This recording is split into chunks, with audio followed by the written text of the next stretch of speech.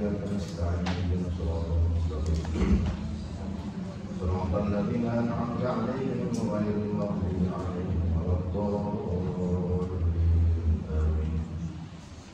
بسم الله الرحمن الرحيم. الحمد لله مقلب الأمور ومسبب الأمور، والصلاة والسلام على سيدنا مولانا محمد البلد البدور وعلى آله وأصحابه ذوي الفضل المشهور. أما بعد، ربي اشرح لي صدري ويسر لي أمري واحلل عقدة واحلل عقدة من لساني يفقهوا قولي وسدد لساني وبقلبي بحق سيدنا محمد صلى الله عليه وسلم.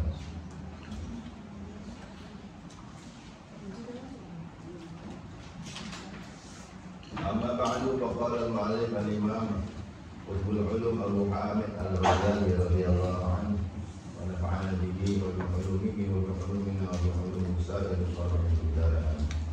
Kata tentang kitab Hidayatul Hidayah Al-Imam Abu Hamid Al-Ghazali, semoga Allah meridai beliau, meridai kita, keluarga kita, guru-guru kita, zuriat kita, dan memberi manfaat, memberi berkat kepada kita dengan ilmu beliau di dunia dan di akhirat. Amin ya rabbal alamin. Yang diterjemahkan oleh almarhum Rahmatul Hayy Qayyum Ustaz Syekh Fahmi Zamzam Al-Maliki.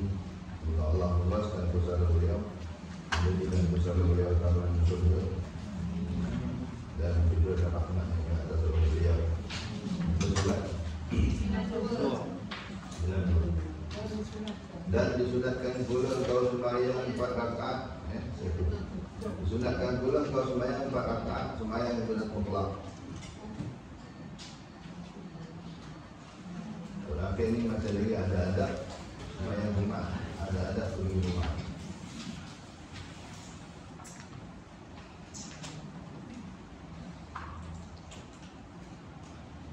Jadi selepas saya turun masjid,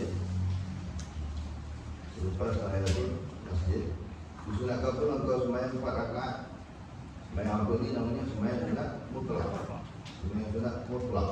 Mutlak maknanya tak terikat. Mutlak tak terikat, tak terikat masa, tak terikat sebab. Sahaja dia sembahyang. Daripada tak ada kerja, boring-boring sembahyang. Jarang nak buat. Biasa mesti ada sebab sembahyang.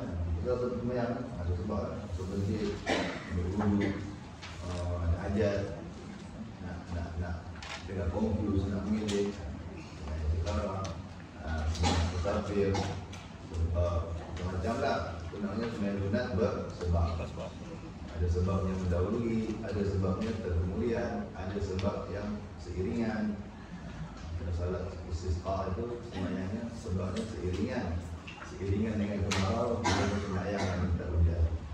Ada lagi sembahyang sunat gerhana. Selain gerhana, seiring dengan gerhana disebut sunat sembahyang. Sembahyang sunatnya sebabnya seiringan, serentak. Ada yang sembahyang sunat sebabnya kemudian mengajar, istikharah, musafir. Ada yang sebabnya mendahului, sunat wudhu, tahiyatul masjid. Ada yang tak ada sebab tu semua. Mendung tak ada kerja sembahyang, boring tak ada kerja sembahyang, tak ada kerja kan? Tak ada kerja sembahyang. Itu sebaiknya kan? Bagus. As-salatu khairum mawud, kata Nabi sallallahu alaihi wasallam. Kalau yastaghfir ahadukum wal yastaqbil. Sembahyang adalah suatu perkara yang terbaik yang Allah pernah letak atas bumi. Perkara terbaik sembahyang. Hanya profesor doktor sains semua kata setuju betul. Sembahyang ni exercise. Seluruh anggota, seluruh saraf aktif masa kita buat solat. Ada juga gerakan-gerakan silat tu diilhamkan dari solat. Solat silat diberi solat apa lagi? Sembahyang. Jadi orang yang kerja sembahyang sehat. Sembahyang sampai berapa rakaat. Orang dulu sampai 1000 rakaat, 500 rakaat. Imam Ahmad bin Hanbal 300 rakaat. Harun Ar-Rasyid sampai ini saja 150 rakaat. Tahajud ni tengah malam, sembahyang sunat mutlak tengah malam. Jadi ini bila-bila masa boleh, asalkan bukan 5 waktu yang diharamkan. Sembahyang sunat mutlak boleh bila-bila masa, asalkan bukan pada 5 waktu yang diharamkan. Apa 5 waktu yang diharamkan? Selepas mengerjakan solat subuh. Ketika yang kedua, ketika matahari terbit, baru terbit sampai 16 minit selepas syuruk. Yang ketiga, ketika matahari tepat di tengah langit 3 ke 4 minit sebelum zuhur. Yang keempat, setelah mengerjakan solat asar. Yang kelima, ketika matahari akan hampir terbenam. Ambil daurin, urin-urin. Ini semua 5 waktu haram sembahyang sunat. Sembahyang sunat mutlak. Sembahyang sunat mutlak yang haram. Dan 6 sembahyang sunat yang sebabnya kemudian sudah kita senaraikan kembali. Betul? Sudah kan? Belum? Ada sembahyang sunat 6. Dia 7 lah semua tak boleh. Pada 5 waktu tersebut haram. Sembahyang sunat apa yang tak boleh? Yang sebabnya semua kemudian. Sembahyang sunat taubat, istikharah, hajat, musafir, nak keluar rumah, ketika akan dibunuh. Satu lagi 7, satu lagi sunat ihram. 8 lah total yang tak boleh tu. Sunat ihram. Kalau kita nak ihram, kita sunat sembahyang sunat dulu. Ihram ni kalian. Ihram tu niat. Ihram tu niat nak umrah. Kita niat nak buat haji, niat nak umrah. Jadi tu, kadang kita sampai dekat Bir Ali tu lepas zuhur. Yang sudah berjamak biasanya. Masa kat Madinah tu, sebelum nak ke Mekah, kita akan biasa sembahyang zuhur jamak kan. Okey, jamak kan. Kalau kita jamak apa? Zuhur dengan asar. Maknanya kita dah sembahyang asar. Walaupun jamak, dah sembahyang dah kan? Dah. Jadi kita berkeluar pergi ke Bir Ali. Sampai Bir Ali, untuk kita habis tu kita mengikat kat sini. Kita apa? Kita niat ihram kita niat. Jadi ramai lah ingat kalau bolehlah sembahyang sunat. Bila pun lepas kalau kita nak ambil untuk sembahyang sunat kat masjid apa nama tu? Bir Ali. Bir Ali sama masjid. Dia pun sembahyang sunat. Tahiyatul masjid tak apa. Masuk masjid tahiyatul masjid tak apa. Kita nak ihram itu sembahyang sunat. Kalau dia sunat tak ada ihram. Allahu Akbar. Padahal dia dah apa? Dah sembahyang asar. Dia dah sembahyang asar. Imam masuk zuhur. Tapi kan dia dah sembahyang asar kat Madinah tadi. Dia jamak. Ini haram. Kalau sengaja lah, tapi biasa kita terlupa. Mutawif pun kan terlupa. Jadi tujuan di situ, kalau nak sembahyang sunat apa, sembahyang sunat tahiyatul masjid saja. Lepas tu teruslah niat ihram. Na'itul umrah wa ahramtu biha an nafsi lillahi ta'ala. Labbaik Allahumma labbaik. Kecuali kita belum jamak. Kita akan jamak takhir di Bir Ali. Sebelum jamak takhir, buat sembahyang sunat ihram dulu. Berkait itu ramai yang belum terlupa.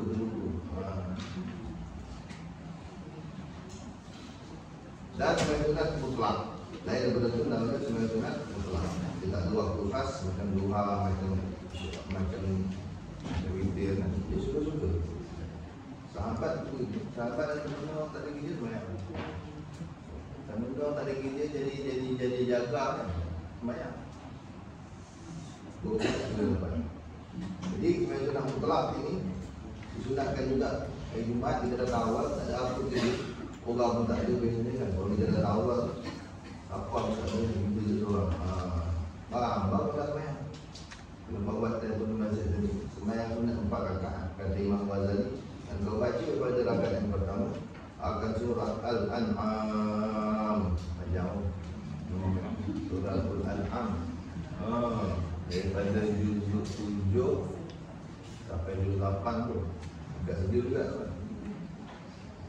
Lebih itu. Al-An'am lebih sikit. Habis saya tak hafal mana, boleh tengok. Lagi ada handphone kan. Tengok. Saya belajar surah tu, baca tengok. Bismillah sambil boleh sembahyang, baca surah tu. Kalau hafal baguslah.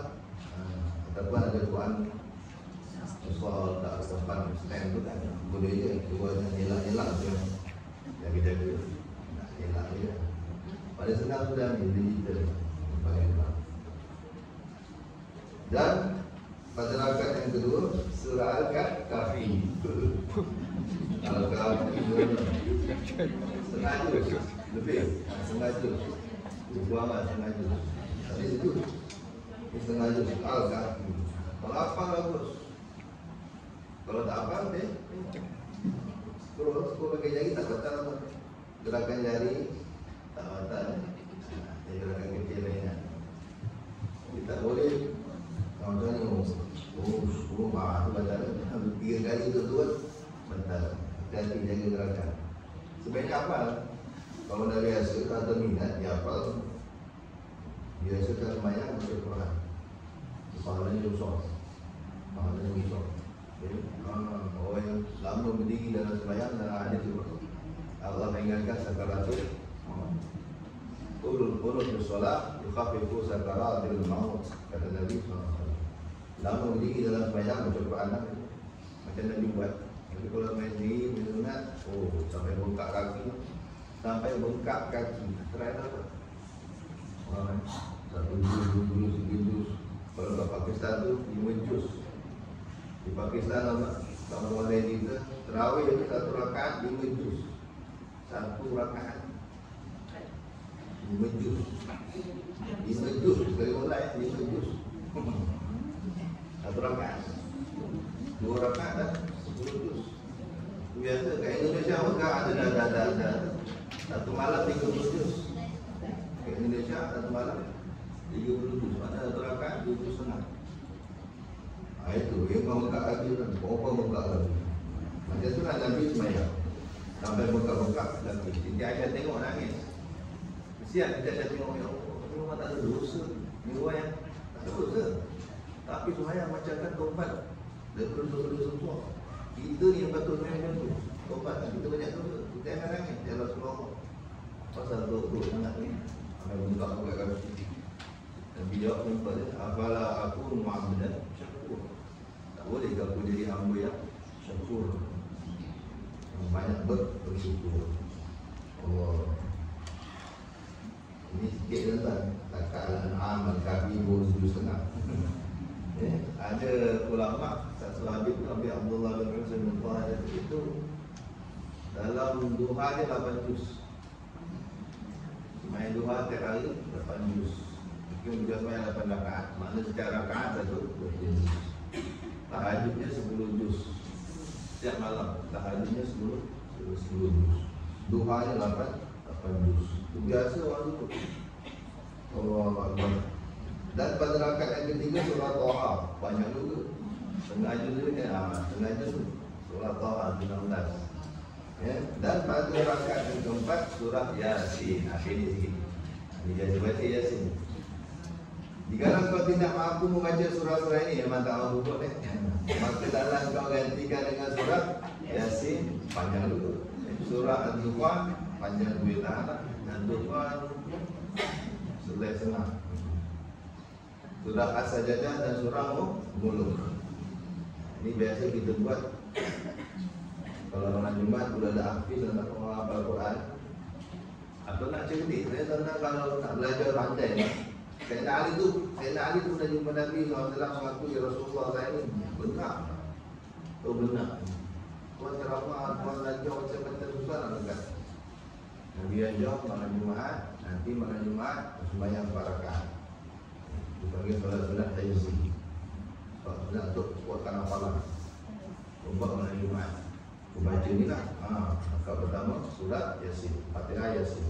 Rakaat kedua Fatihah Dukhan. Rakaat ketiga Fatihah Sajdah, siap dulu nanti. Rakaat keempat surah Fatihah dan Al-Mulk. Boleh buat 2 salam, boleh buat daerah 4 rakaat 1 salam. Nanti sebelum doa tu dia adalah doa lah. Buat 3 malam Jumat. Kalau tak ada kesan juga buat 5 malam Jumat. Kalau tak ada kesan juga buat sampai 7 malam Jumat. InsyaAllah. Saya nak ada buat. Tak tahu sampai 7 ke sampai 5 sampai 3. Tapi setelah tu kata saya nak ada, selepas khabar tu sembahyang solat temsi. Dulu Quran yang aku dah hafal macam apa kata skrin, macam skrin 20 mata tu. Oh, kalau mau tanya okey, surat ni kanan apa? Main apa? Boleh. Ada berapa perkataan Allah dalam Quran? Dia kira je. Ada berapa perkataan setan dalam Quran? Kita lepas skrin 30 juz. Dan semua hadis-hadis begitu. Semua hadis yang aku hafal macam skrin.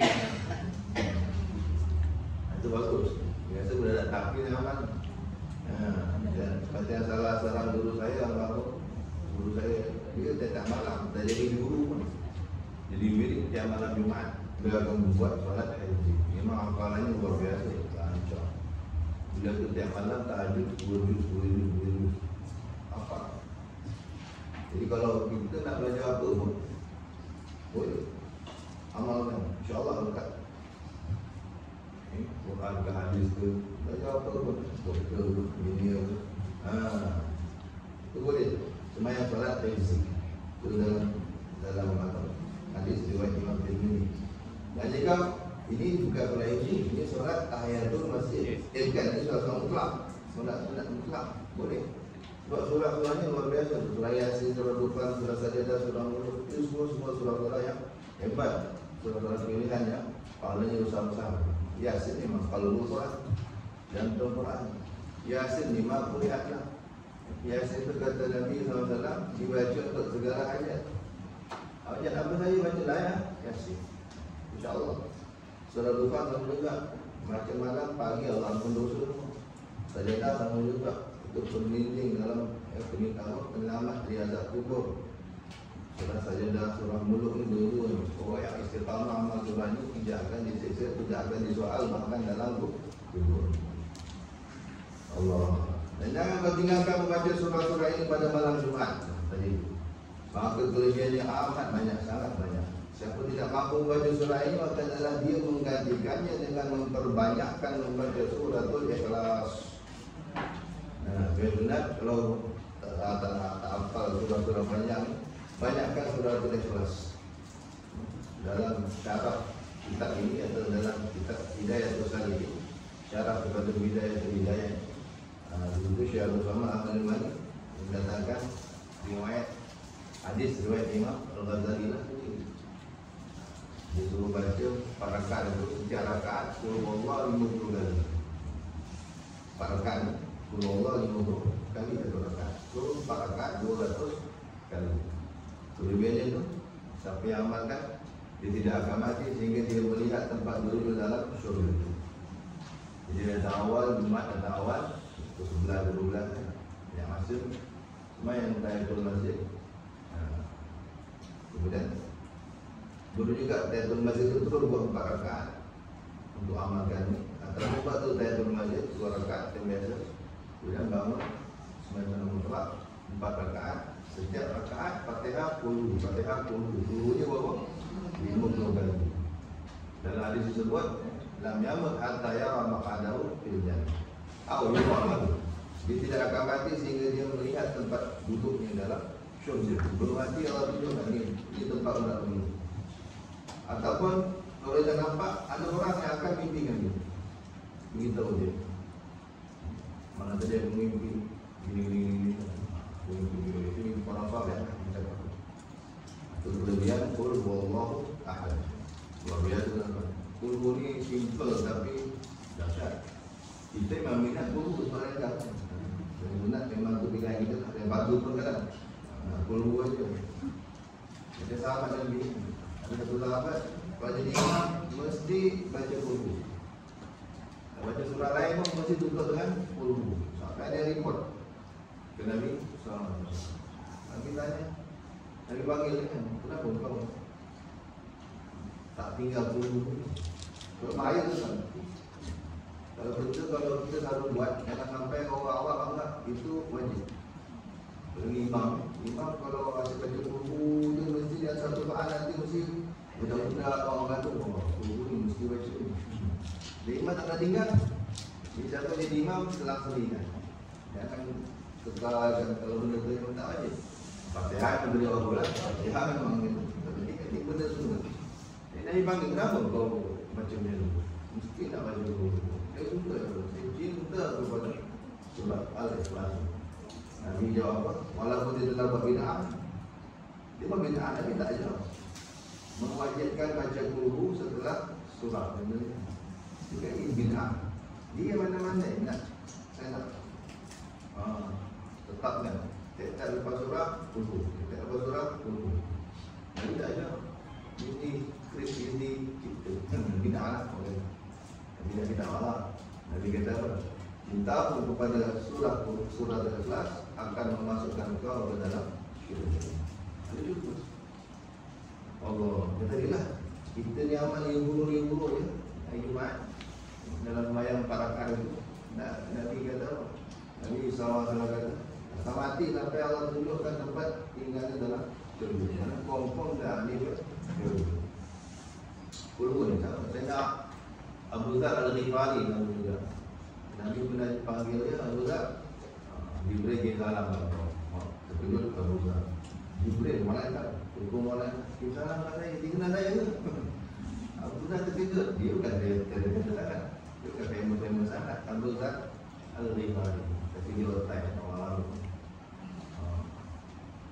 Tak saya bahas sahabat yang lain. Abu Bakar, Umar, Uthman, Ali. Dalam top 10 pun dia tak masuk. Satu top 10 Al-Ashra Al-Mubasyarah. Ada 10 sahabat yang diberi kabar gembira dengan syurga. Kenapa dia tak masuk? Tapi dia Jibril kenal aku. Betul lagi. Jibril kenal saya lah. Dia kenal aku. Dia begitu kisah dekat tau. Maka Nabi tanya Jibril, macam mana korang kenal malaikat? Kau dengan malaikat pun kenal dia ni, apa dah? Dia kenal, tahu tak kenal dia? Tak pernah tak kenal. Kami malaikat semua kenal. Dia ni viral kan di alam kami tu. Ini apa kata? Viral lah, famous. Kenapa? Oh, dia ni amalan dia banyak baca surah tu Ikhlas. Setiap hari tak tahu berapa ribu baca surah tu Ikhlas. Baca itu bayangkan menggoncang langit. Bentuk lagi tu. Qul huwallahu ahad, Allahu samad. Malaikat ni tak boleh baca Quran. Malaikat kata ulama tak boleh baca Quran. Satu surah dia boleh baca surah Al-Ikhlas. Mana surah favorite malaikat? Surah Al-Ikhlas. Qul huwallahu ahad, Allahu samad. Jadi panjang-panjang baca. Banyak-banyak baca. Kalau boleh semua hidup 100,000 pernah baca 100,000. Kalau sekali duduk bagus. Kalau tak ya kira lah. Kalau satu hari 1,000, 100 hari selesai. Itu dipanggil fidah, penembus dari api neraka. Kalau tanda la ilaha illallah 70,000. Semua hidup mesti ada collection la ilaha illallah 70,000. Masa dapat ya. La ilaha illallah mesti semua hidup pernah baca berapa ribu? 70,000. Itu penembus dari api neraka, kata Nabi SAW. Kalau perlu 100,000. Jadi banyaknya kalau kata Imam Ghazali tak mampu baca surah-surah pilihan yang hebat-hebat itu, banyak kalah membaca surah itu Ikhlas. Dan memperbanyak mengucap selawat ke atas Rasulullah Sallallahu Alaihi Wasallam. Lepas sembahyang selawat ini juga kan. Dia baca kafi, dia baca semua selawat banyak-banyak. Rutin kan? Jadi kalau kita cakap banyak ni kadang orang dia kata, oh dah banyak dia kata ni kan? Bila kita cakap banyak ni susah. Jadi senang kita disiplinkan. Aku setiap Jumaat mesti baca selawat 10,000. Beri counter 10,000. Set kan? InsyaAllah memang banyak. Nak menghabiskan 10,000 tu memang banyak masa kita dihabiskan untuk selawat 10,000. Ada orang sampai 100,000. Ada ulama yang diriwayatkan sampai 200,000 setiap hari selawat. Itu Masya Allah luar biasa. Kalau hari Jumaat apatah lagi. Hari Jumaat selawat kita ni langsung sampai ke telinga Rasulullah SAW. Kalau hari biasa malaikat sampai. Kalau hari biasa kita selawat, ada 2 malaikat di mulut kita sampaikan bawa ke Nabi SAW. So kenalkan kita Rasulullah. Fulan bin Fulan dari kampung Fulannya selawat dan salam kepada Tuhan. Dari situ Nabi kenal itu. Nabi kenal bapak gitu. Nabi kenal kampung gitu. Sebab ulama kata orang yang banyak selawat ini anak yang baik, anak yang berbakti kepada, anak yang berjasa kepada mak bapak, anak berjasa kepada mak bapak. Sebab kita kenalkan Nabi, kita kenalkan mak bapak kita ke Nabi. Baru tak mak bapak kita. Kalau kita kenalkan mak bapak kita kepada menteri, kepada raja, itu dia maksud. Apalagi kita kenalkan kepada Rasulullah SAW. Jadi selawat. Setiap kali kita selawat, nama kita, bapak kita, mak kita disebut depan Nabi SAW. Setiap kampung kita. Atau Jumaat tak ada malaikat, direct. Terus Nabi terima Sallallahu Alaihi Wasallam. Jadi lazimkan hari Jumaat 10,000. Atau macam-macam ada segala amalan-amalan selawat. Ada kitab Dalailul Khairat, ada kitab Barakat Makiyah yang famous sekarang. Datang ke kitab itu. InsyaAllah ahli salawat apatah hari Jumaat itu orang hebat di sisi Nabi Sallallahu Alaihi Wasallam. Dia paling dekat dengan Nabi Sallallahu Alaihi Wasallam. Dan apabila imam telah keluar naik ke atas mimbar, maka putuskanlah segala doa. Stop. Imam dah naik mimbar, semua zikir-zikir di stop. Doa dan perkataan, dan hendaklah kau memberi perhatianmu sepenuhnya untuk menjawab azan, dan setelah itu dengarlah khutbah dengan penuh perhatian dan tinggalkan percakapan sama sekali, kerana disebutkan di dalam hadis, inna man qala li sahibihi wal imamu yakhutub amsit faqad lagha wa man lagha fala jum'ata lah. Artinya siapa yang bercakap dengan kawannya ketika khatib sedang membaca khutbah, cakap apa? Diamlah kamu. Nyuruh orang diam. Nyuruh orang diam tapi dia tak diam. Maka orang itu telah sia-sia. Dan siapa yang telah sia-sia bermakna tidak mendapat pahala Jumaat. Telah berbuat sia-sia, maknanya telah menghabiskan pahala Jumaat. Setengah mazhab haram cakap ni. Setengah mazhab ada aliran, ada pandangan ulama haram bercakap masa khutbah Jumaat. Walaupun semua orang diam. Yang tak haram bagi isyarat. Itu tak haram, dia tak cakap, kita bagi isyarat. Tadi biasa orang lantak kau budak-budak muka belakang video je. Takut, takut. Sebab memang ada yang mengharamkan. Dan tu pula pernah kita datang Jumaat nak pahala Rasulullah. Dalam labor tahu. Sia-sia, tak dapat apa-apa. Itu kita takut. Jadi fokus pada imam. Cuma ada juga pendapat ulama kata yang dilarang bercakap itu yang dalam rukun-rukunnya, semasa rukun-rukunnya dibaca. Rukun khutbah 5 saja. Puji Allah, salawat Nabi sallallahu alaihi wasallam, pesan takwa, membaca sepotong ayat Quran, yang terakhir mendoakan untuk orang beriman di khutbah kedua. Bisa dia. Jadi semasa 5 ni sedang dibaca, ini yang tak boleh cakap. Kalau isi itu, kerana isi itu kan tajuk khutbah kita pada hari ini ialah hari kemerdekaan. Selamat menyambut hari kemerdekaan. Ada cerita jadi cuma gilau-lau. Itu dah isi bagi itu bukan rukun. Semua ulama kata hanya tak apa. Ketika ini kita nak zikir boleh, nak cakap boleh, nak baca Quran boleh. Menurut bagi ulama ada kata begitu. Yang wajib diam atau yang mesti diam tu pada 5 saja. Ketika dia mula baca alhamdulillah starting surah Allahumma shalli ala sayyidina Muhammad ittaqullah yang mana tu intro mukadimah itu yang rukun. Masa rukun dia tak boleh cakap. Masa dia baca Quran, kemudian masa dia doa. Itu khutbah kedua tu kan. Allahumma ighfir lil mu'minina wal mu'minat wal muslimina wal muslimat. Itu solat. Tapi lain pada tu nak zikir boleh, nak berbohong boleh. Betul tak bukan? Khutbah lagi tak? Khutbah yang ni 5 tu je. Ini zaman Nabi SAW khutbah singkat je. Yang wajib aja tu je lah. Tak ada banyak-banyak khutbah Jumaat. Yang panjang solatnya. Nah, main khutbah ringkas, solatnya panjang. Rakaat pertama dari salam-salam, kalau tak habis, rakaat kedua al-Atah. Kalau tak kan suratul Jumaah komplit 1.5. Rakaat kedua surah Munafiqun pun 1.5. Mainnya panjang. Kadang-kadang pernah baca Qaf. Surah Qaf itu 3 muka surat. Khutbah pendek. Sebab zaman tu memang tak perlu cakap panjang-panjang. Orang tu dengar cakap, faham. Cakap sikit, faham. Buat. Masjid penuh. Ya. Majlis itu penuh. Zaman sekarang, ada orang yang tak ke masjid, kereta lah masa dia ke masjid.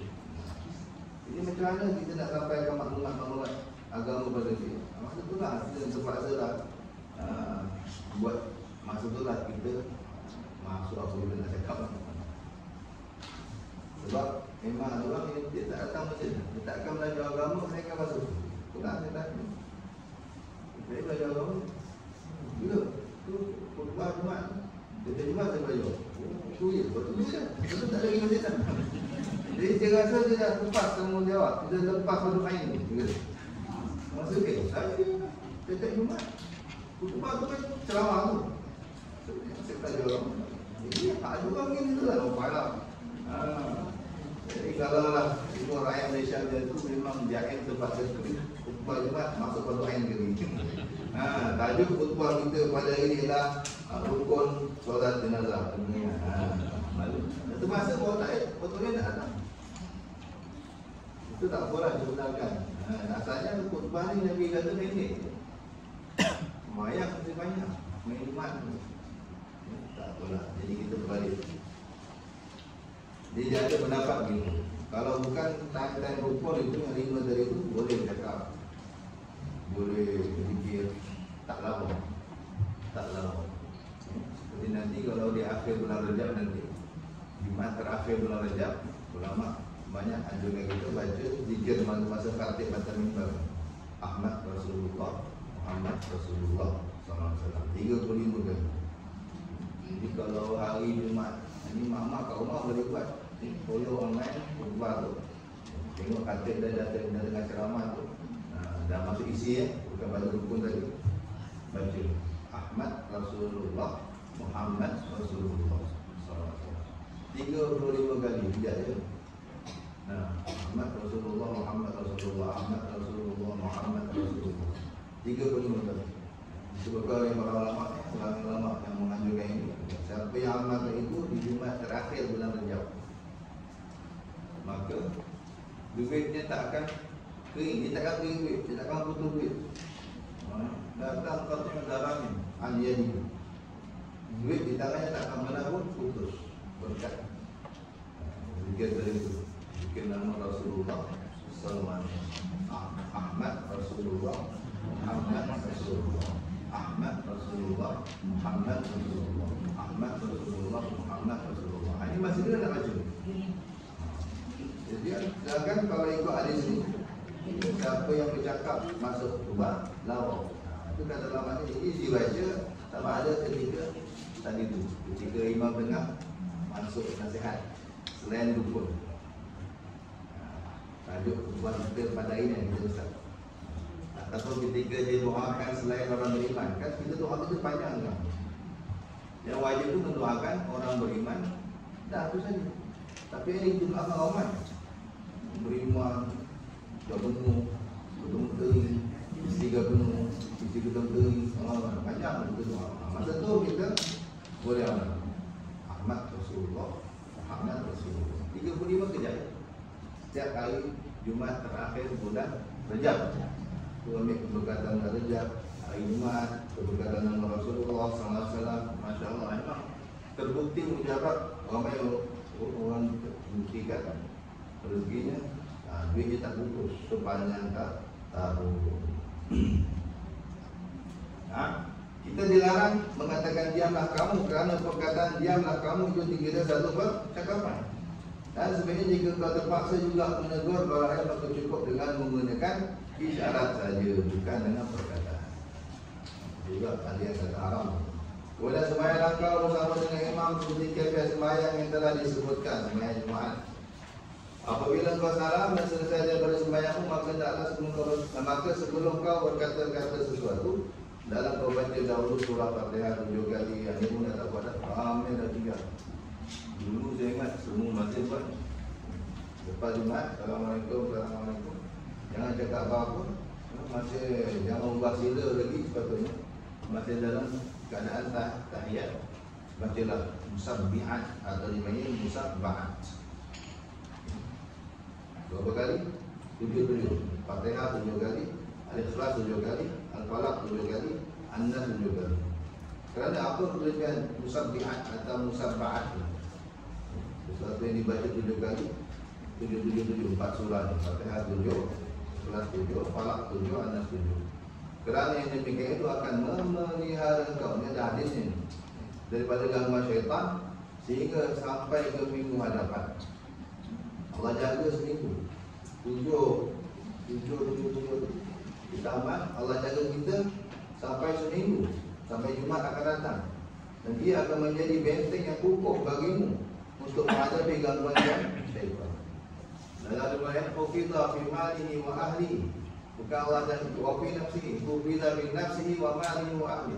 Dia dijaga diri dia, harta dia, keluarga dia. Kelebihan macam ni. Tapi ramai dah tak buat. Orang tu sibuk je lah. Ini mak dia sibuk nak masuk kerja dah. Pasal lambat juga dia masuk ke tengok. 2-4 tak masuk tu. Beli makan boleh buat. Jadi bagus. Tapi ada Imam Abdullah Al-Adad, nasib baiklah ada ulama kita yang mengharuskan atau membenarkan bacaan ini dibuat di rumah. Kalau balik rumah pun tak boleh. Kalau masjid tu dah tak sempat buat ke masjid, buat ke rumah atau buat ke ofis. Sebab boleh buat ke ofis. 7 ni panggil apa? Musabbihat atau musabbahat. Boleh buat di rumah atau di ofis. Kalau tak sempat buat ke masjid. Jangan tinggal, cuba jangan tinggal. Sebab ini luar biasa. Allah protect, Allah jaga kita seminggu, 1 Jumat. Bukan jaga kita saja, keluarga kita, anak-anak isteri kita dijaga oleh Allah. Harta kita juga dijaga oleh Allah. Bayangkan kalau satu kampung semua aman. Aman kampung tu. InsyaAllah tak ada kecurian, tak ada rompakan, tak ada musibah, tak ada kebakaran, insyaAllah. Tak ada, tak ramai nak buat. Dalam kemudian apa nama tu? Jika setelah itu dah habis musabbihat itu, berbacalah akan doa Allahumma ya ghani ya hamid ya mubdi'u ya muhid ya rahimu ya wadud aghnini bihalalika an haramik wa bi ta'atika an ma'siyatik wa bi fadlika amman siwak. Boleh 4 kali, boleh 7 kali, ya. Boleh berapa kali baca, lagi banyak lagi bagus, ya. Ini siapa ada hutang banyak mana pun, besar mana pun, siapa amal ni pasti segera dilunaskan oleh Allah Subhanahu wa ta'ala. Ya Allah, tengok mana yang lebih bagus. Kalau makbul ni Allah. Ya Allah, ya Ghani, ya Hamid. Tuhan yang maha kaya, Ghani. Ya Hamid, yang maha terpuji. Ya Mubdi'u, ya Muhid, yang memulakan ciptaan makhluk, yang memulangkannya balik. Dia mati, Allah itu yang kita balik. Ya Rahimu, ya Wadud, yang sangat kasih sayang dan sangat mencintai hamba-Nya. Aghnini bihalalika an haram. Kayakanlah aku dengan rezekimu yang halal. Minta ni Jumat mau saja kan. Ulang-ulang insya-Allah. Nanti kita Allah bagi kaya dengan rezeki yang halal, bukan dengan yang haram. Wa bi ta'atika an ma'siyatik, dan menggerakkan kepada pun taat kepadamu, bukan maksiat. Dan berikan aku dengan kelebihanmu, bukan dengan kelebihan orang lain. Jangan sampai kita ni mengharap duit kurang, mengharap harta kurang. Semua Allah cukupkan. Hanya kita harap pada Allah. Selepas sembahyang Jumat, dalam kau sembahyang sunat ba'diyah. Selepas sembahyang Jumat, dalam kau sembahyang sunat ba'diyah Jumat, 2 rakaat atau 4 rakaat atau 6 rakaat boleh juga. Yang kau berbuat yang demikian itu 2 rakaat sekali salam, maka telah diriwayatkan yang demikian itu daripada Rasulullah SAW dalam beberapa cara yang berlainan. Demikian kemudian dalam kau duduk di dalam masjid sehingga sampai waktu maghrib. Iktikaf dengan Allah. Mencing-mencing boleh amat. Sampai Jumat jangan balik. Nak tidur-tidur kat masjid. Sampai maghrib. Atau sekurang-kurangnya sampai waktu asar. Dalam kau pandai menanti saat yang mustajab doa. Sebab dalam hari Jumat ada saat mustajab. Ramai ulama kata dia bermula selepas asar Jumat sampai maghrib. Banyak yang gugur. Dan kerana saat itu dirahsiakan oleh Allah pada sepanjang hari Jumat. Sudah kita cerita sejak maghrib Khamis, sejak petang Khamis sampai malam Sabtu. Pokoknya setiap 10 minit doa, setiap 10 minit doa. InsyaAllah jumpa. Maka biarlah engkau mendapati masa itu sedangkan kau berada di dalam khusyuk dan merendahkan diri kepada Allah. Jangan kau hadir di dalam masjid itu akan majlis atau halaqah yang tidak berfaedah. Halaqah, orang menyembang, orang bergubur, orang bergubur, itu halaqah. Halaqah, majlis, halaqah itu lingkaran. Halaqah mana ni? Lingkaran. Lingkaran doa, orang melumbuh lah. Orang melumbuh ni tengok Allah lama-lama. Orang kita menunggu dia bergubur. Ada cerita tu orang. Jangan sibuk hadir dalam majlis atau halaqah yang tidak berfaedah. Ataupun majlis bukan cerita, bukan haul. Bahkan janganlah hadir dalam majlis ilmu yang bermanfaat. Iaitulah ilmu yang menambah takutmu kepada Tuhan dan mengurangkan gemarmu kepada dunia. Kerana segala ilmu yang tidak mendorong engkau meninggalkan dunia, yang tidak menggemarkan engkau untuk mencapai kebahagiaan yang abadi di akhirat, makin jahil daripada ilmu itu adalah lebih baik bagi. Ini bukan semua ilmu bagus kita pelajari kita. Apakah ilmu kita pelajari itu makin bikin kita takut Allah, makin benci dunia. Kalau itu sih. Kalau ilmu lain lebih tak belajar pun takut. Ilmu yang tidak menambah takut kepada Allah, bahkan menambah cinta dunia pula. Lagi belajar, lagi gila nak berumah pula. Contohnya bukan nak segamas. Lagi belajar pula, lagi gila nak beli kita tua pula. Lagi belajar pula, lagi gila nak nabung duit, bukan nak gila bersedekah. Yang lebih baik saya belajar dulu. Tak ada ilmu apa. Jadi ulama kata sebenarnya ilmu apa yang boleh nambah takut kepada Allah, menambah benci pada dunia? Ilmu apa? Tak tahu. Dia fiqah yang termasuk fiqah tauhid itu kewajiban. Tapi selain itu tak tahu. Ilmu yang boleh menambah kita takut pada Allah dan menambah benci pada dunia, kira-kira ilmu apa? Allah memang tak tahu. Yang bahas ini kita apa? Kita tak tahu. Yang bahas kita jangan cinta dunia, jangan cinta apa kan? Takutlah hisab, ingatlah hisab. Itu tak tahu. Fiqah pun jangan lupa, adalah sikit-sikit. Ada semua ulama yang dia gabungkan fiqah dengan tasawuf, digabung. Tauhid fiqah tasawuf digabung. Tak apa. Tapi kalau semata-mata fiqah memang kita tak jumpa. Kalau belajar fiqah saja, tak selang dengan tasawuf, oh bahaya. Kata Imam Malik, man tafaqqa qala tasawuf, faqad tafassaq. Siapa mengaji fiqah saja tak selang dengan tasawuf, maka pasti akan jadi fasik. Pasti dia akan jadi fasik. Dengan ilmu fiqahnya itu, dengan pemahaman fiqahnya itu, dia boleh buat dosa. Ada pula jadi main. Dia main fiqah, dia main fatwa-fatwa ulama, dia hafal semua kan. Selain bulan, dia mencari yang mudah-mudah untuk dia. Contoh, bab nikah. Bab nikah tu mazhab kita mesti ada 5 apa? 5 rukun. Siswi. Suami, isteri, saksi, wali, ijab kahwin. Siswi, suami, isteri, saksi, wali, ijab kahwin. Mazhab kita paling lengkap. Mazhab paling lengkap, paling mana paling berhati-hati dalam bab nikah, mazhab Syafi'i. Ada mazhab tak wajib wali, ada mazhab tak wajib saksi. Cukup, ada lagi mazhab cukup suami dengan isteri dengan ijab. Ada mazhab tertentu, tapi tak mau tambah. Kalau kita mahir, kita kaji, ada lah. Pergi Indonesia, pergi Thailand, jumpa orang-orang perempuan kan. Dek, nak kahwin abang tak? Boleh ke bang? Boleh? Tengok tak abang. InsyaAllah rukuk kan. ni apa saya? Alah, kau aja kot.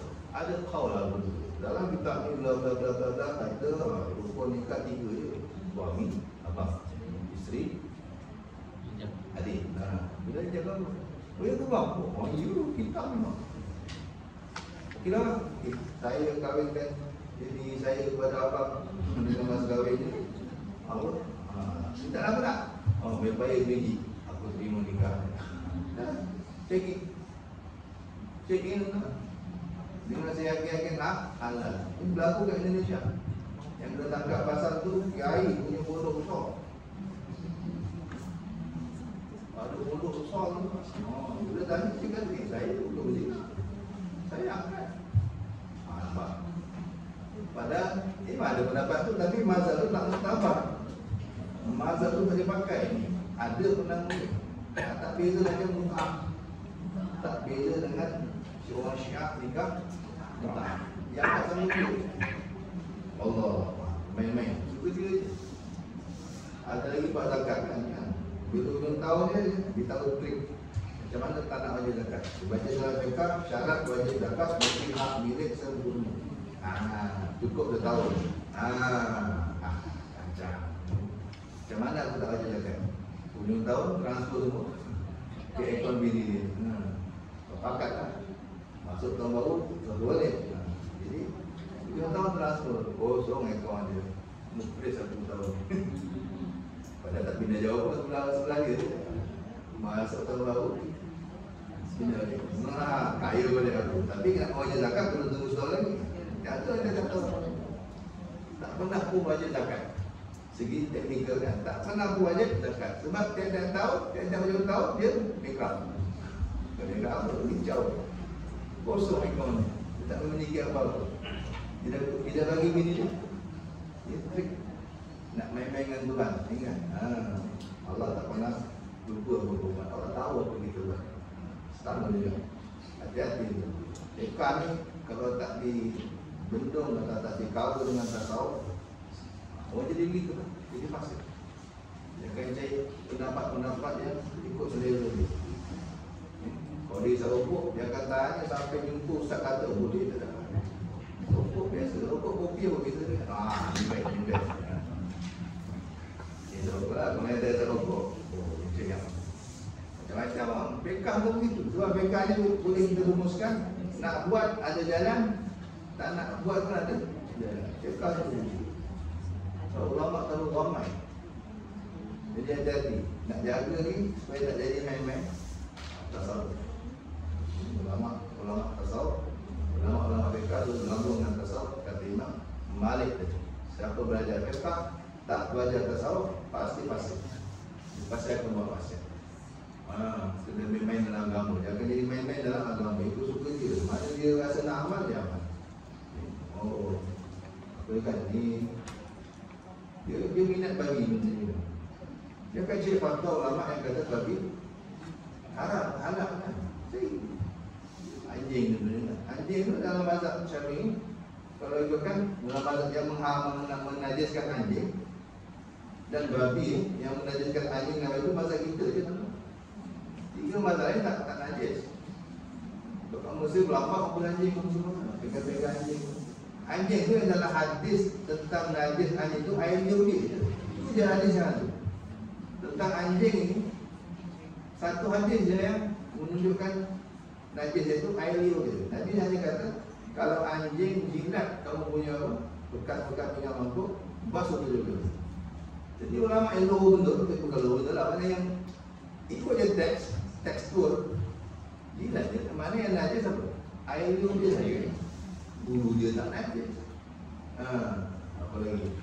Bangkai dia tak najis. Mak Nabi aja kata dia tu je. Tapi masyarakat ni cerdik.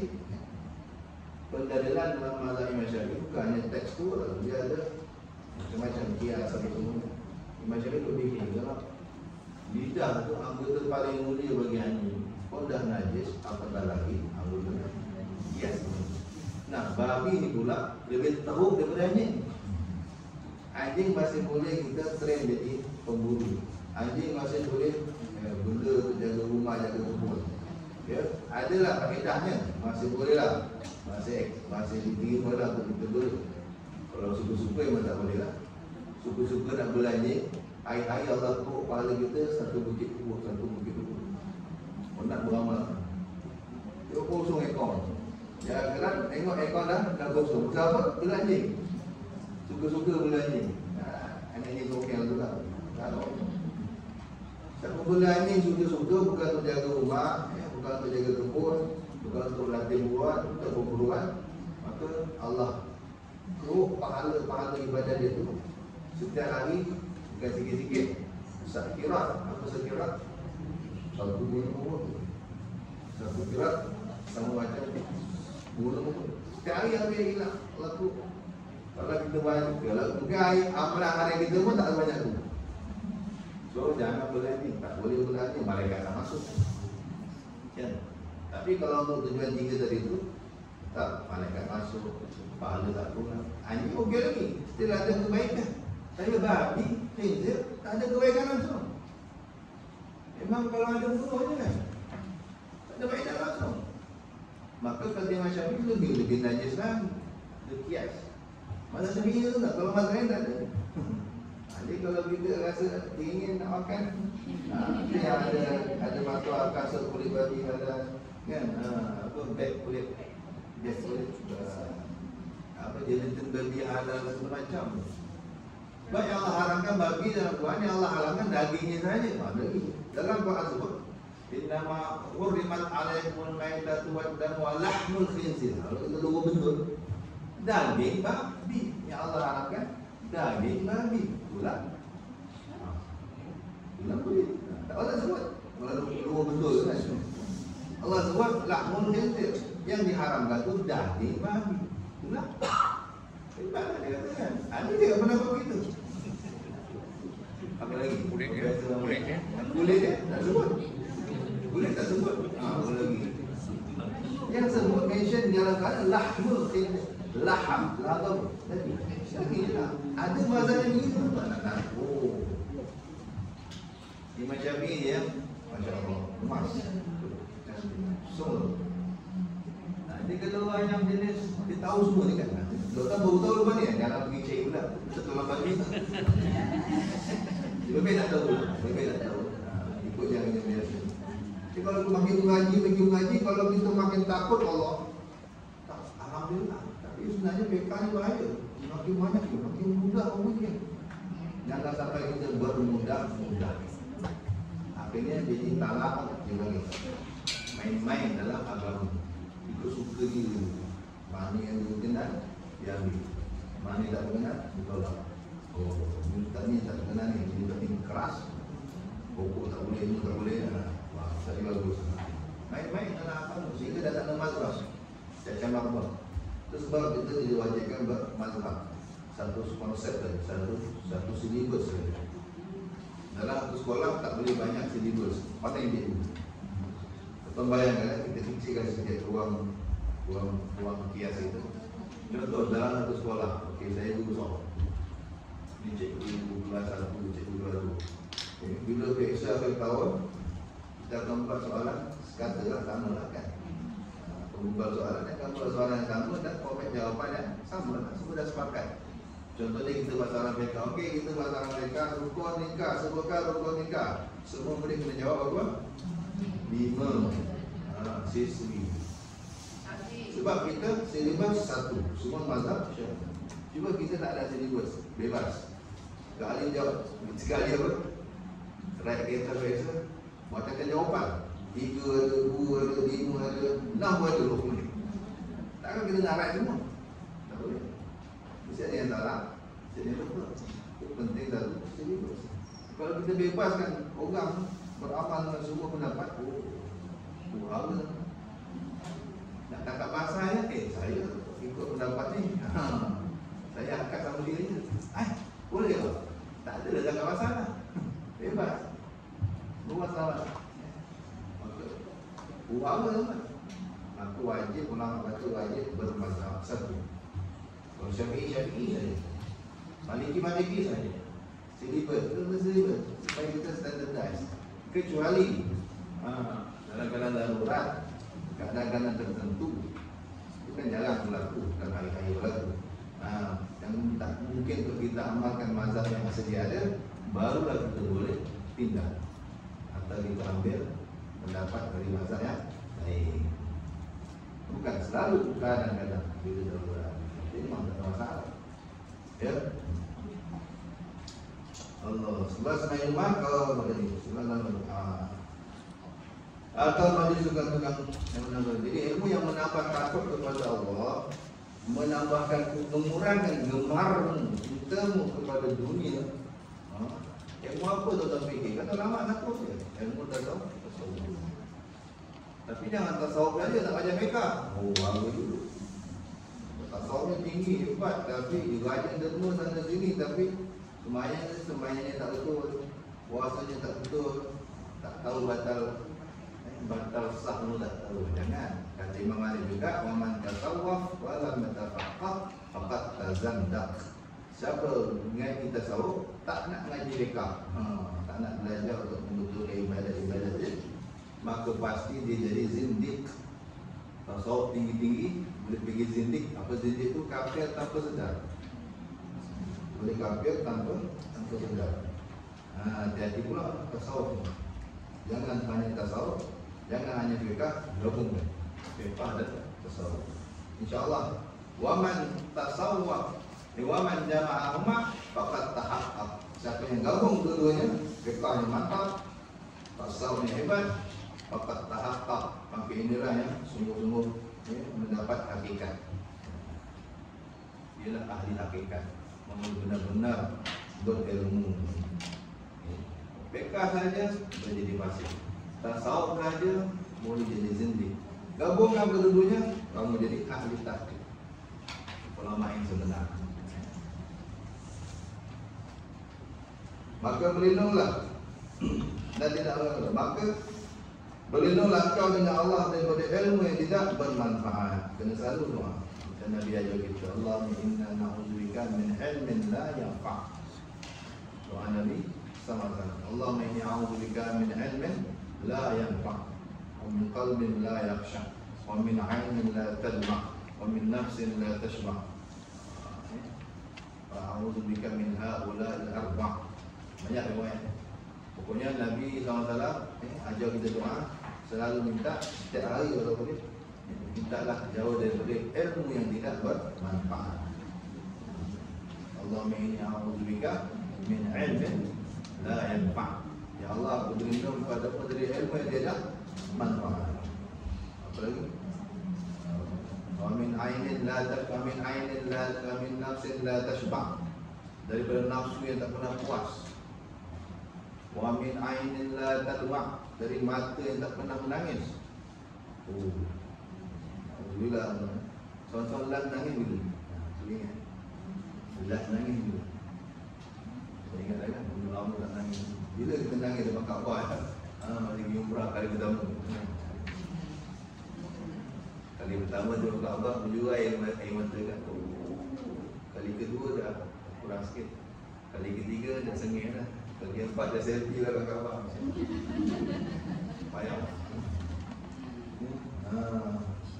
Jadi ada itu orang tak boleh nangis. Alhamdulillah, Nabi minta lindung. Wa min ainin la tadma. Aku berlindung kepadamu ya Allah dari mata yang tak boleh nangis. Tak nangis, kita neraka beri belak aku. Kita neraka ni, kita ada kubur. Boleh jadi bahan awak. La haula wala quwwata illa billah. Nangis, cuba nangis. Allah tak minta banyak pun. Dalam hadis sebut, siapa boleh nangis kerana takutkan Allah, walau sebesar kepala lalat ke. Air mata keluar besar kepala lalat je. Maknanya apa? Tak didik pun kan, besar kepala. Tapi kerana takutkan Allah, ingat dosa, ingat neraka, gigil gitu, nangis. Kecil je keluar. Allah harapkan dia daripada api neraka. Allah tak minta banyak pun, tak perlu jual-jual pun. Boleh rasa takut pada Allah, cerita neraka, ingat dosa, ingat kubur, bergenang air mata, besar kepala lalat je cukup. Itu air mata ni Allah kumpul-kumpulkan. Di akhirat besok, ketika umat Nabi ini SAW tengah di mahsyar, itu neraka akan menjulang. Sampai orang keliling mahsyar yang ada tebing-tebing. Semua tak lagi tak boleh. Orang dah begini. Jadi dia datang Jibril bawa segelas air, Jibril siram api panas. Bukan ditanya air apa itu yang boleh padamkan api neraka yang menjulang. Ini tangisan air mata umat Nabi Muhammad SAW. Hebat, tangisan itu memadamkan api neraka. Jadi mesti cubalah, kalau boleh tiap hari nangis, cuba. Nabi pesan, "Uku ya ibadallah, fa illam tabku fatabakkau." Nangislah wahai hamba Allah. Kalau tak ada nangis, buat-buat dah nangis. Buru-buru dah nangis. Buru-buru dah nangis. Sampai tahap tu Nabi SAW minta buru-buru nangis pun tak. Pernah satu ketika satu perempuan kena tangkap kes zina. Dia kahwin, nak direjam. Dah tanah bawah badan. Dia boleh steady begitu. Itulah hati kering. Perempuan hati kering pun nak kena rejam ni. Mana lagi mati. Dia boleh steady je. Nak duduk dia pelan. Kalau dah disam, ibki ya Allah. Nangislah wahai hamba Allah. Oh dia nangis. Dia nak nangis pun kabur-kabur. Menangis. Dosa dia kan menyesal. Ketika dia nangis, ramai orang yang ikut nangis. Maka Nabi kata apa? Wahai sahabat, ketahuilah berkat tangisan dia ni atas dosa dia nangis atas dosa dia kan. Berkat tangisan dia Allah ampunkan dosa semua yang ada. Berkat dia nangis orang asalnya kan. Sebab dia nangis ni kerana takut kepada Allah, takut ada dosa dia, penyesalan atas dosa dia, Allah ampun semua yang ada. Oh, untung kalau kita pergi masjid tengok ada orang nangis, terima kasih untuk nangis. Terima kasih nangis. Kalau dia nangis, aku pun nak. Patut kita semua nangis. Dia ada dosa, kita berdosa. Pasal perjalanan kita tak nangis. Banyak mana dosa, mungkin banyak dosa kita. Berarti kelas Jumudul Ain. Dalam dua lain, Ma'awudhubika min Jumudul Ain. Aku berlindung kepada daripada bekunya air mata. Air mata itu dah beku. Air mata dah beku. Baik nangis. Nangis tu Masya Allah. Dia boleh apa? Itu kita Allah kumpul tu. Kita ingat hilang kering itu je tak? Nampak? Allah simpan. Akhirnya besok dah tak tahu dah sebab apa. Segelas kalau tu segelas. Itu besok boleh padamkan Nabi neraka. Tapi tak kisah kan kerana takut kan. Kesenangan lah. Kesenangan. A'udzubika min nafsin la tashma'. Dan aku berlindung daripada nafsu yang tak puas-puas. Orang ain la tadma' dari mata yang tak boleh nangis. Min qalbin la yakhsha, dari hati yang tidak khusyuk, hati yang tak takut Tuhan. Ada itu. Mungkin belajar, mungkin berani juga buat maksiat. Alhamdulillah. A'udzubika min ha'ula'il arba'. Aku berlindung daripada denganmu dari empat-empat perkara itu. Ada banyak riwayat tentang itu. Doa yang pokoknya maksudnya minta kepada Allah jangan sampai dapat ilmu yang tak manfaat. Itu diajar oleh Nabi Sallallahu Alaihi Wasallam. Dan dalam kebanyakan membaca doa ketika matahari naik dan ketika tergelincir dan ketika tenggelam. Matahari naik lepas zuhur, ketika tergelincir lepas zuhur, ketika tenggelam masa maghrib. Ini semua saat-saat doa sangat mustajab. Dan ketika kau mendengar iqamat, dengar qamat pun doa. Dengar qamat pun sunat berdoa. Biasanya kita baca doa lepas qamat. Dia dengar qamat itu, dia jawab qamat. Jaranglah orang nak dengar. Jaranglah kita dengar orang jawab qamat kan. Jawab azan qamat ni. Jawab qamat boleh kata tak ada. Sebenarnya sunat juga jawab qamat. Allahu akbar. Asyhadu an la ilaha illallah. Asyhadu anna Muhammadan rasulullah. Asyhadu anna hayya 'ala salat, hayya 'ala salat. Apa jawabnya? La haula wa la quwwata illa billah. Qamatis salatu, qad qamatis salat. Apa jawabnya? Qama Allah. Qama Allah wa adama. Wa ta'ala min musalihi ahli. La asyhadu anna Allah wa la ilaha illallah. Baca doa qamat. Doa qamat itu bukan doa azan lain. Tapi tak apalah kalau tak hafal. Doa qamat lebih ringkas. Allahumma rabb hadhihi da'watin tammah wa salatil qa'imah. Ati sayyidina Muhammad, salli ala sayyidina Muhammad sallallahu alaihi wasallam wa atihi sublahu yaumil qiyamah. Itu doa qamat sebenarnya. Boleh rujuk kita azkar. Dalam kitab azkar Imam Nawawi. Tapi biasa doa tak hafal doa tu. Orang baca juga doa lepas azan. Tak apalah dia hafal tu. Janji doa. Dan lepas tu topak doa apa pula ni. Doa mustajab boleh. Antara azan qamat doa mustajab. Antara qamat dengan takbir pun doa mustajab. Dan kita doakan Nabi. Yang juga kita doakan siapa? Rasulullah SAW. Salli ala sayyidina Muhammad sallallahu alaihi wasallam wa atihi sublahu yaumal qiyamah. Berikan Nabi semua permintaannya dari kiamat. Kita doakan Nabi sallallahu alaihi wasallam. Betul betul doa apa kita nak doa. Jadi tak apa pun tak apa, bacalah doa lepas azan tu. Boleh jual pula. Cuma sebenarnya ada doa khas selepas iqamah. Doa sebelum qamat. Google pun keluar doa selepas iqamah. Dia bukan doa azan. Doa azan ni Allahumma rabb hadhihi Allahumma rabb hadhihi da'watin tammah wa salatil qa'imah ati sayyidina Muhammadan al-wasiyah. Itu doa azan. Doa qamat lebih pendek. Allahumma rabb hadhihi da'watin tammah wa salatil qa'imah salli ala sayyidina Muhammad sallallahu alaihi wasallam wa atihi sublahu yaumal qiyamah. Dan ketika imam khatib naik ke atas mimbar, ini semua waktu-waktu yang mustajab doa. Ketika orang berdiri untuk sembahyang, dah betulkan saf tu sebelum imam nak takbir. Ramai ulama minta Allahumma atini afdala ma ataita ibadaka salihin. Ada ilahi anta maksudi wa ridhaka matlubi a'tini mahabbataka apa? Ada yang macam tu, macam-macam lah. Kenapa? Itu waktu itu sangat mustajab. Doa sangat mustajab. Sebelum kita nak angkat takbir. Macam-macam. Banyak ulama yang amal itu. Allahumma atini afdala ma ataita ibadaka salihin. Ya Allah, kurniakan aku seafdal-afdal yang kau pernah beri kepada hamba-Mu yang soleh. Apa yang kau telah beri kepada wali-walimu, kau beri kat aku ya Allah. Jadi maka kau barangkali kau memenuhi masa yang mustajab doa itu. Dan berusahalah sehingga kau dapat bersedekah pada hari ini dengan sekadar kemampuanmu. Cubalah hari Jumaat bersedekah. Ingat janaannya beza. Hari Jumaat pahala digandakan berbeza. Lebih dari 1000. Walaupun hanya sedikit. Tak apalah. Hari Jumaat sedekah. Apalagi pengemis pertama, peminta sedekah pertama yang kita jumpa pada hari Jumaat. Jangan tolak.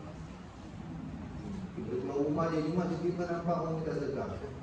Kalau boleh kerja, panggil dia. Kata ulama, kemungkinan besar itu Nabi Khidir. Ulama kata hari Jumaat Nabi Khidir suka nyamar jadi apa? Hari Jumaat Nabi Khidir selalu nyamar jadi pengemis, jadi peminta sedekah. Hati-hati orang yang menolak dia kan, rugi. Doa dia mustajab. Doa Nabi Khidir sama mustajab macam doa seorang ibu, kata ulama. Nabi Khidir punya doa sama mustajab doa seorang ibu. Luar biasa. Dekat Jawa tu terkenal kalau tuan-tuan Google nanti, Habib Saleh Tanggul. Habib Saleh bin Muhsin Al-Hamid, satu wali besar di Kota Tanggul, Jember, Surabaya, Pulau Timur.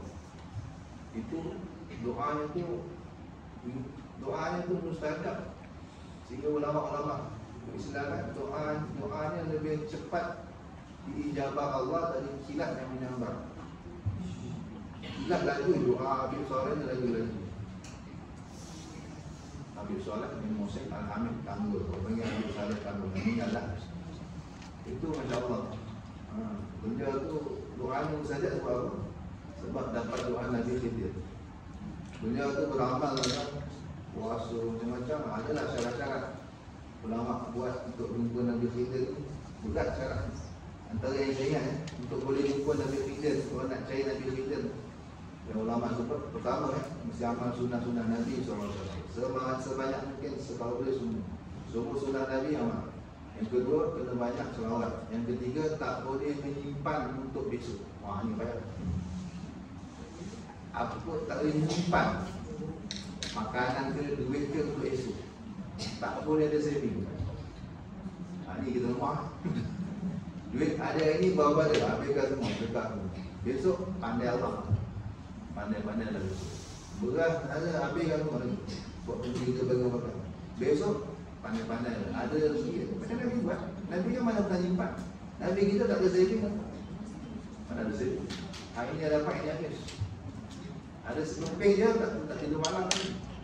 Suruh cepat-cepat habiskan sebentar. Yang kita ni saving ni ikut Nabi siapa? Nabi Yusuf. Kita ngamalkan saving ni ikut ajaran Nabi Yusuf. 7 tahun dia saving.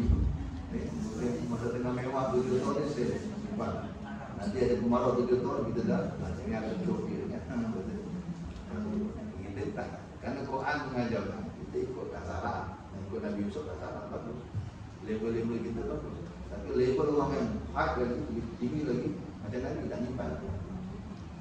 Hari ni ada sedekah kan. Besok pandailah Allah beri. Jadi amal tu 7 tahun. Dan 7 tahun dia amal. Sambil doa, ya Allah bagi saya jumpa Nabi Khidir, ya Allah. Apa itu dalam dalam kitab keterangan yang kitab Allah temukan. Adalah bila dah jumpa dah sah tu Nabi Khidir, mengikut yang dia tahu, dia minta doa. Saya tahu doa Nabi Khidir sangat mustajab, sama macam doa ibu. Maka dia pun minta doa. Nabi kita kata nak doa apa? Kau doa aku amin, kata Nabi kita. Kau doa aku amin.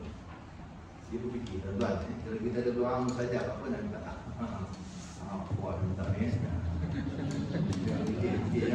Jangan minta kan. Kita confirm kaya je lah, boleh ni. Nah ini orang cerdik. Yang habis cerdik. Wah, siapa dia minta kan? Ya Allah, kau kabulkan semua doa-doa aku nanti. Ya Allah, aku mohon semua doa-doa aku kau kabulkan segera ya Allah. Nabi kita Allahumma amin. Dia tutup, dia nak peluk dia hilang. Orang nak peluk, semua doa dengan amin terus. Dia hilang. Dia minta apa tadi? Ya Allah, kabulkan semua doa aku. Dia mula test. Jadi jalan-jalan kat PKP, gerbong satu, gerbong dua, kita nampak tu buta. Satu pakcik. Dan buat-buat pakcik dan bapak lagu buta. Sudah lama pakcik ni buta, puan buat dan memang tak ada harapan. Pakcik nak saya doa tak? Dah banyak doa. Nak aja terang mana tu. Doa aja lah. Dia pun nak. Ya Allah, semoga kalau diusap hukuman itu, terus celik. Gempa satu gerbong. Tu viral gerbong 2, gerbong 3, gerbong 4, gerbong apa gerbong? Gerabak satu gerabak tu viral. Ramai orang datang minta doa ni. Sampailah sudah, sampailah meninggal. Dan meninggal ni pun dah terziarah tu berdoa lagi itu. Nabi berkat. Nabi soleh tangguh. Itu jadi. Kalau ada doa saja, apa nak minta? Minta lah ya Allah, aku minta semua doa aku, minta sibuk beri doa semua saja. Itu doa Nabi Khidir, mustajab. Ya, jadi kau akan menemukan doa. Jadi bersedekah, kalau Jumat tu kata ulama, pengemis, meminta sedekah pertama kau jumpa, yang pertama, jangan ampunkan. Kalau boleh bagilah dia. Setidak dia kata syukuran dia semoga jazakallah khair, Allah berkati rezeki tuan. Berkat semua. Kalau itu dengan diri dia. Tapi kemungkinan besar.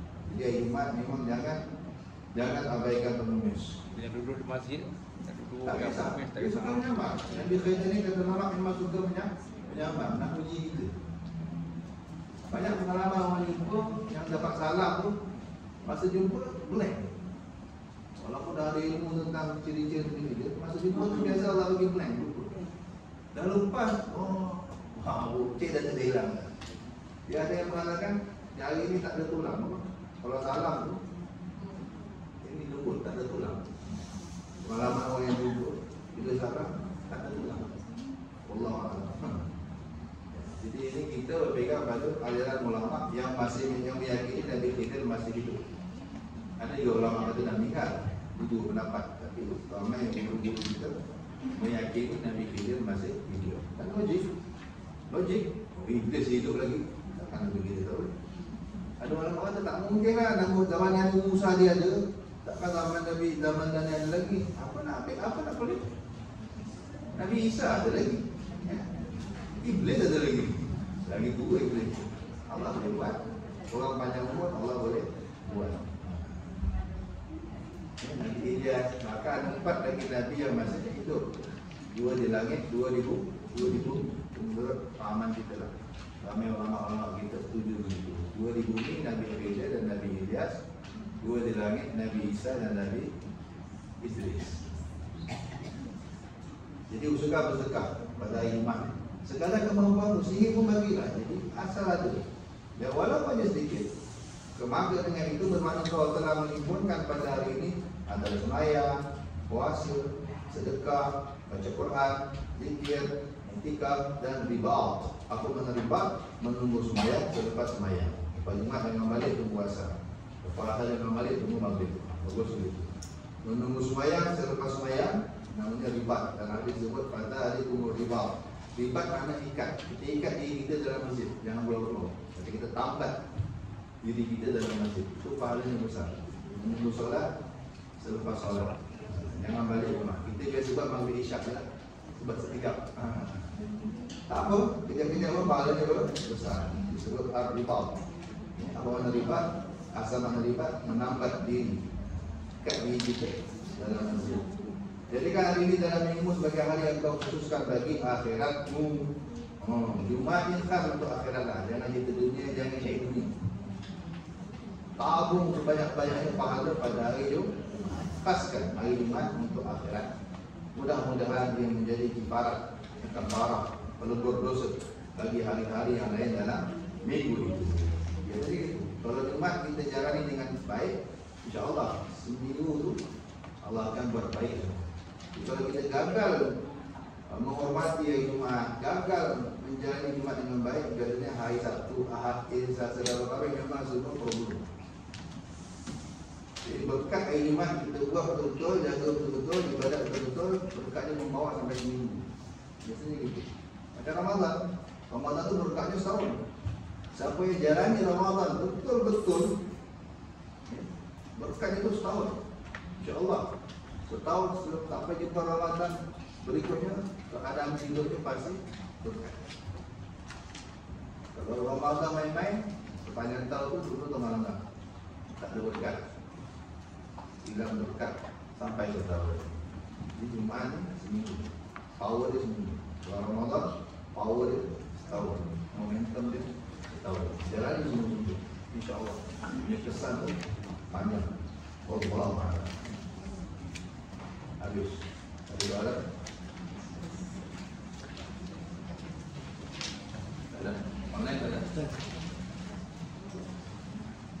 Semoga Allah SWT bagi kita taufik kekuatan untuk memudahkan hari Jumat. Semoga Allah menjadi kita pahala yang besar pada setiap hari Jumat. Semoga Allah berkenan mewafatkan kita, mematikan kita, mengambil kita pada hari Jumat. InsyaAllah setelah umur panjang, sehat dan afiat. Amin ya rabbal alamin.